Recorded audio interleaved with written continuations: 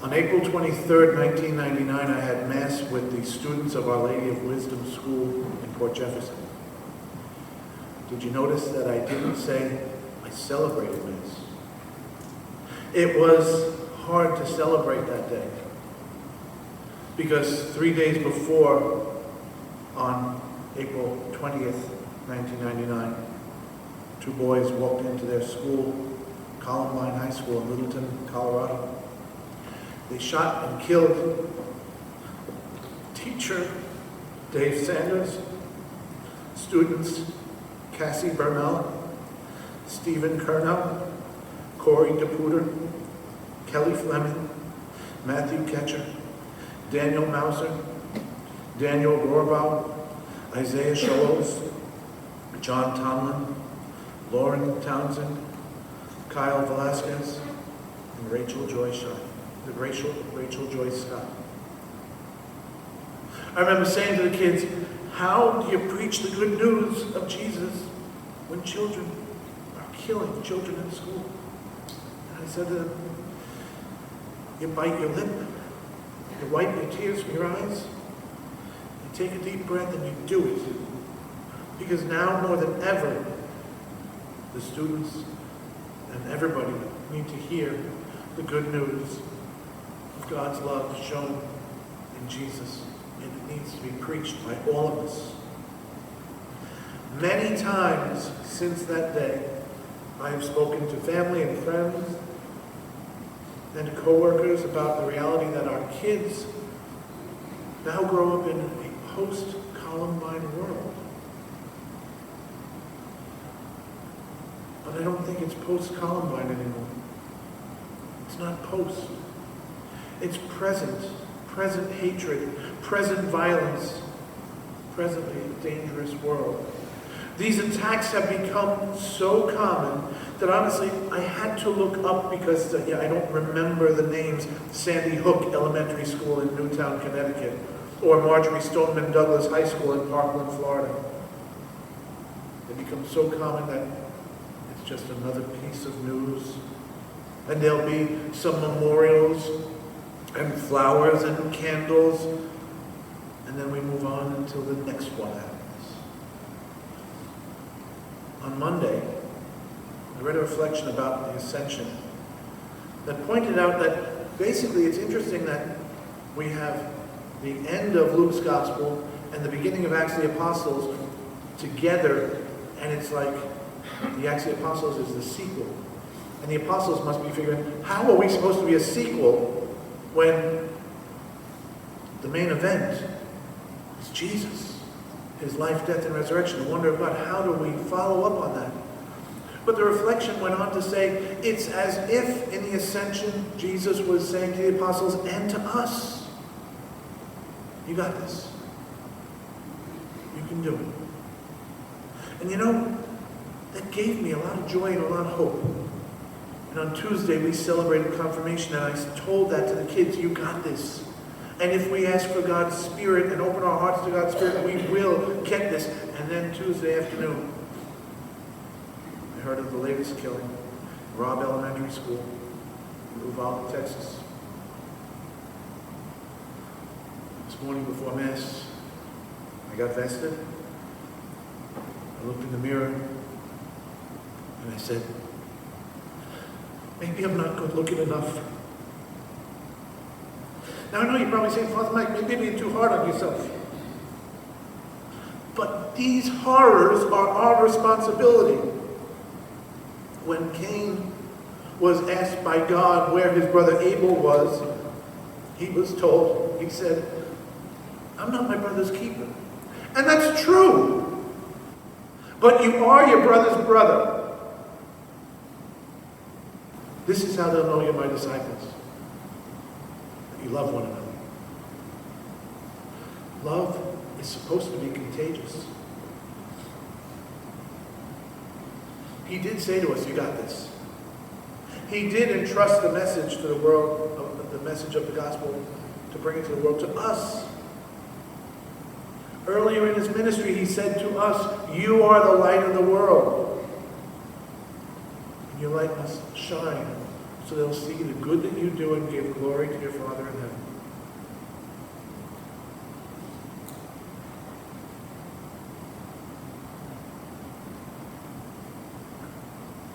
On May 13th, 1962, I was given the light of Christ in my baptism. And as with each one of us, we were told to carry that light. Let that light shine.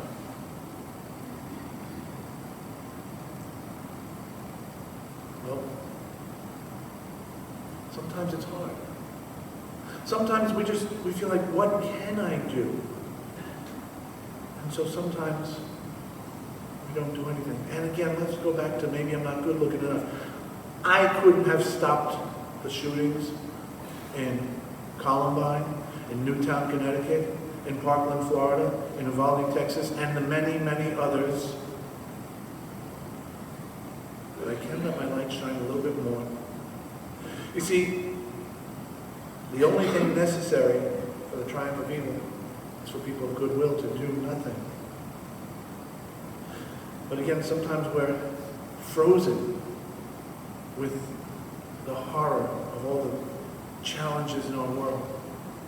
I've told this story before, but it bears being told again and again and again. Two friends of mine who I have never met, Mark and Craig Kielberger, amazing young men. If you Google them, you'll find out how amazing they are. But they were at a conference of other young people talking about the challenges in the world and talking about the different things that people can do to make a difference and stuff. But what happened during the conference was, even as they were uplifted, they were overwhelmed, as was pretty much everybody else there. They were overwhelmed by the amount of trouble in our world, the amount of challenges.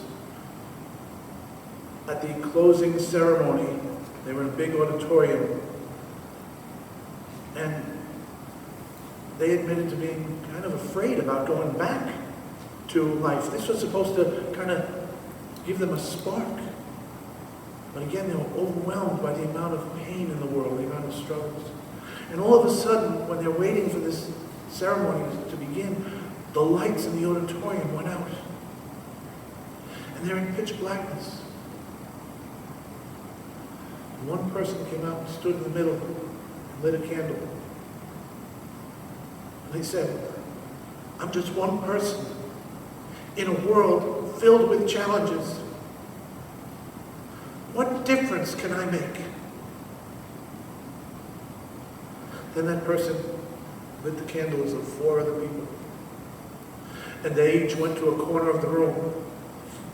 And together they said, I'm just one person in a world filled with challenges. What difference can I make? And they each lit the candles of 4 people. And they repeated it again and again until the room was filled with light, because everyone was doing their part. You can make a difference. We are our brothers and our sisters, brothers and sisters. We are responsible for them. And Jesus did say to us, you got this. And I got your back. I'll be with you always, even until the end of time. In October of 2020, the last time we had confirmations, because we moved them to the spring now, when we first put up these banners, in the morning I was here before the 7 o'clock Mass, praying, and somebody came in and said, what's with those banners? I said, they're the gifts of the Spirit, because we're celebrating confirmation. It's a reminder to us that we're in a special season. And he thought about it, and he said, you know, there's a lot of hope up there. It can't stay up there. Jesus basically said to you and to me, you got this. Jesus said to you and me, you are the light of the world. Each one of us has been called to carry that light. We live in a world that's filled with darkness, but the light of Christ is more powerful. What we're called to be missionary disciples. So here's how you can begin to make a difference. Each one of us can choose to stay at Mass until the very end and listen with our hearts to our commissioning. Because it's the same commissioning that was given to the disciples. Go in peace, glorifying the Lord by your life.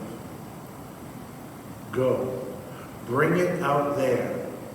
Don't just go and be at peace in your heart, but be a minister of peace. Be a minister of my love to everyone you meet. If each one of us took that to heart, just the small congregation that we have now, and each one of us chose to be a minister of peace today, to even just one person, it would spread. The light of Christ that's been given to you and to me would spread. And the light would win.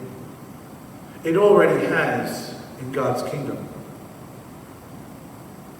But we need to let it shine in His kingdom on earth. Please, never again another mass killing. Please, never again. Pope Paul VI stood at the United Nations and said, never again war, never again. Wow. I mean, think about it. The horror of what's happening in Ukraine. It was on like page 20 today. Because other horrors bury it. I'm just one person. And you know what? I am good looking. I'm made in God's image and likeness, and so are you. And I'm called to be good looking. To show God's image and likeness to the world. And to tell everybody else I meet, man, are you good looking? If we all believe that, we'll never have to rattle off names of murder victims again. You know, it's interesting. We heard a lot in the last couple of years because of things like, the George Floyd and stuff like that.